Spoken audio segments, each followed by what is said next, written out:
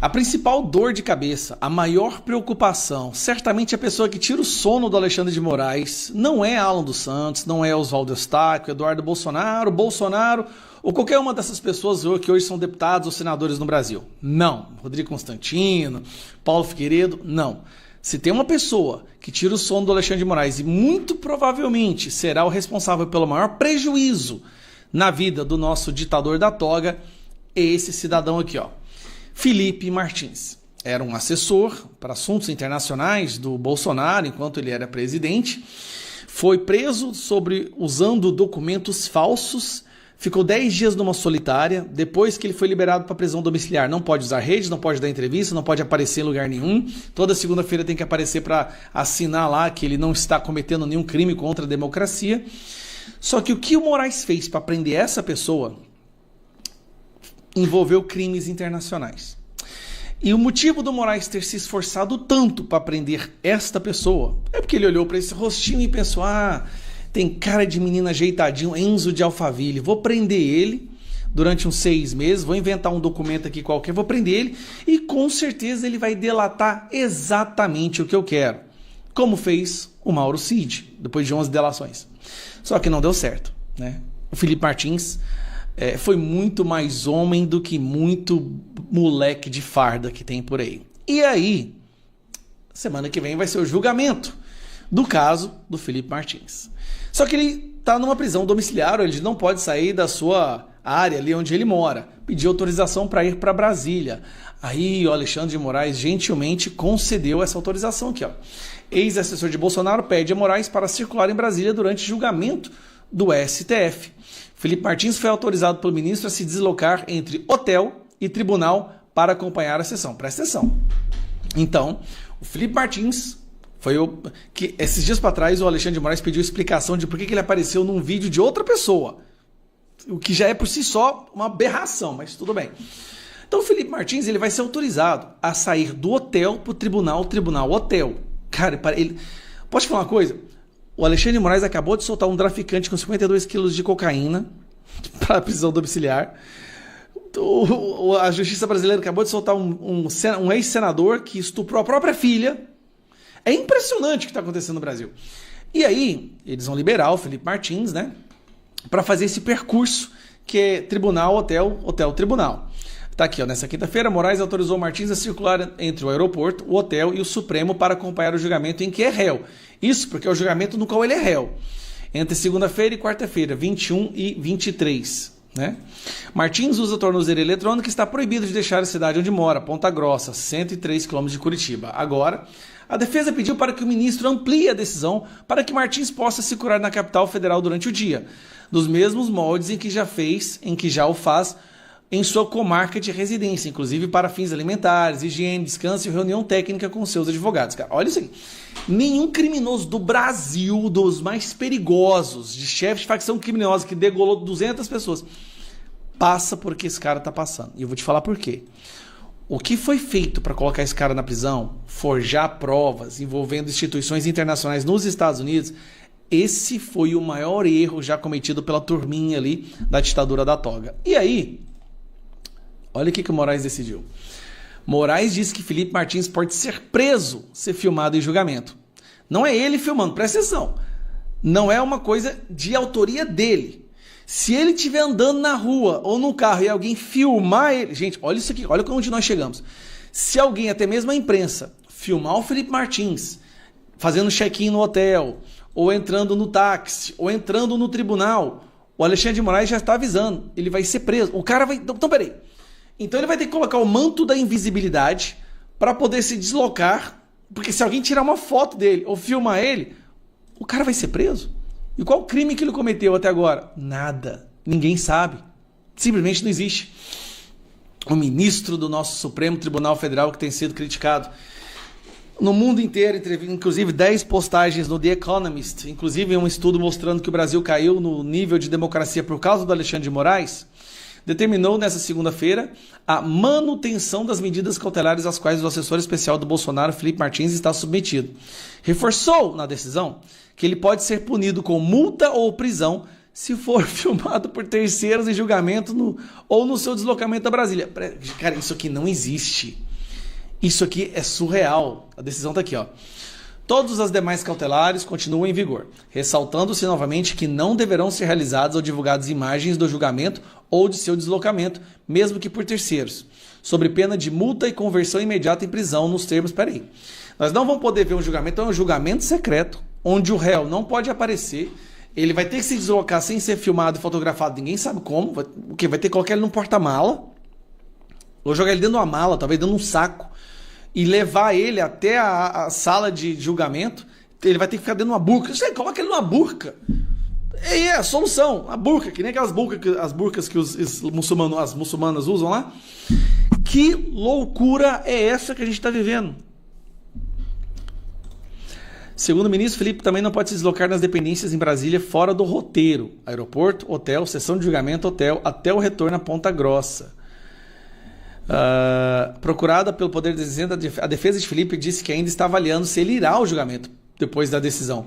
Felipe Martins chegou à capital federal na manhã desta segunda-feira, de 21, exatamente para estar presente no julgamento da primeira turma do STF na terça e na quarta-feira. Na ocasião, os ministros avaliam se recebem a denúncia da PGR contra Felipe mais 5 acusados a serem responsáveis por gerenciar as operações do grupo formado de 34 pessoas. Cara, isso aqui é simplesmente inacreditável. Inacreditável. O que o Alexandre de Moraes está fazendo é inacreditável. É inacreditável o que ele está fazendo, é inacreditável o silêncio da imprensa por tudo que ele está fazendo, é inacreditável que os outros ministros do STF aceitem isso como se fosse normal, é inacreditável que essa pessoa está passando, porque ele ficou 10 dias na solitária. É tudo inacreditável. Isso que está acontecendo é simplesmente impossível de acreditar que está acontecendo. O cara... E eu vou te falar, a maior dor de cabeça hoje do Alexandre de Moraes é esse cara.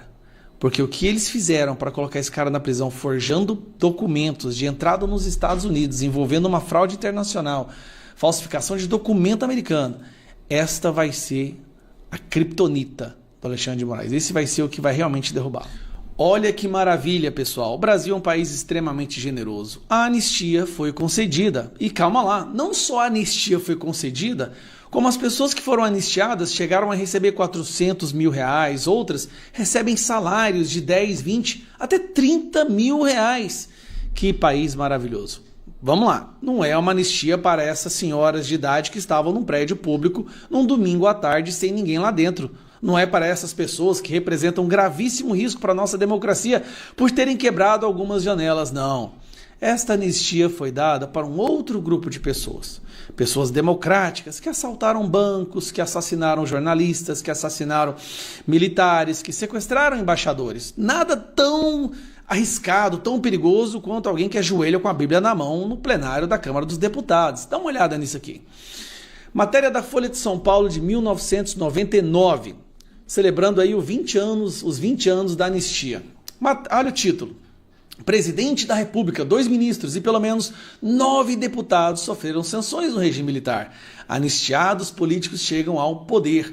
Vamos dar uma olhada nesses anistiados que receberam essa bondosa anistia. Tem aqui, ó, Aloysio Nunes. Quem mais que nós temos aqui, ó? Vamos lá. Dirceu, tá? Serra, Luiz Fernando Henrique Cardoso.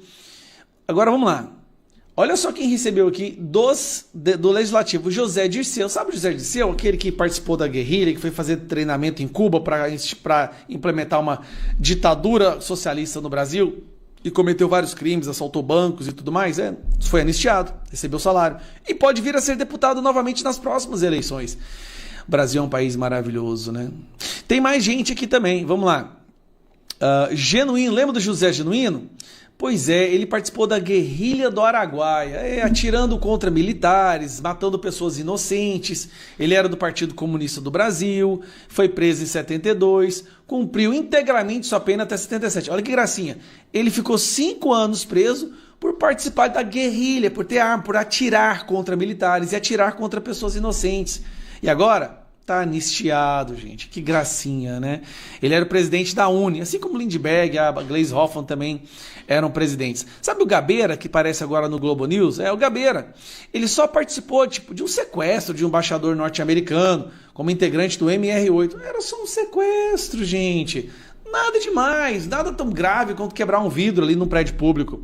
Foi anistiado também. E hoje, não só isso, trabalha na Rede Globo. Ah, não posso deixar de falar. Sabe quem mais foi anistiado também e ficou ganhando aposentadoria de R$10 mil? Lula é anistiado e a aposentadoria que recebe é legal. O benefício previdenciário concedido ao presidente Luiz Inácio Lula da Silva como aposentado anistiado foi considerado legal para o Ministério Público Federal do Distrito Federal. Representação enviada ao Ministério Público afirmava que o presidente não poderia receber a aposentadoria porque não foi preso durante o regime militar. Olha, ele nem foi preso, mesmo assim foi anistiado e ainda recebe salário.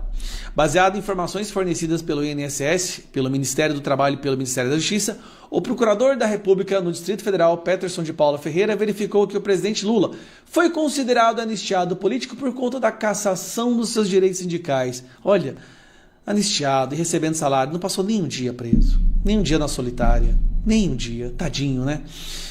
Em abril de 1980 e também por ter sido destituído do cargo de presidente dos sindicatos dos metalúrgicos de São Bernardo dos Campos por ato de exceção. A Comissão Especial, A Comissão Especial da Anistia do Ministério da Justiça deferiu, de forma unânime, a anistia ao presidente Luiz Inácio Lula da Silva, em 20 de abril de 93. Foi publicado no Diário Oficial da União ato do então ministro do Trabalho declarando Lula anistiado político. Com base na concessão da anistia, deu centrado no pedido de aposentadoria excepcional de anistiado pela via administrativa deferida com a data retroativa 5 de outubro de 88. Então ele deve ter ganhado uma fortuna nisso daí, tá? Salário do Lula, em torno de R$10 mil por mês. Lula tá ganhando R$10 mil por mês como anistiado político. Por quê? Por ter perdido um cargo de trabalho de sindicatos lá, que ele trabalhava dos criminosos lá. O Brasil é um país generoso. Estas mesmas pessoas que sequestraram, roubaram, mataram, quiseram implementar no Brasil uma ditadura, foram anistiadas e são os verdadeiros defensores da democracia e batalham hoje para impedir que um grupo de pessoas que estavam numa manifestação recebam o mesmo benefício. Para o inferno com essas pessoas. Que o inferno os receba. Toda a chama ardendo, queimando esses demônios. Desculpa. Estas são as pessoas que trabalham hoje para impedir que essas pais e mães e filhas que nunca cometeram crime algum, que não queriam implementar uma ditadura no Brasil, que estavam lutando por democracia, por transparência, que estavam indignados pelo rumo que o Brasil estava indo, por ter um condenado sendo retirado da prisão e colocado na presidência. Essas pessoas, de acordo com eles, não merecem anistia. E você, de que lado que você quer estar? Você quer estar do lado destas estupradores, assassinos, guerrilheiros, torturadores, ou você quer do lado das pessoas de bem que se transformaram em prisioneiros políticos? Essa é a pergunta que a gente tem que fazer hoje.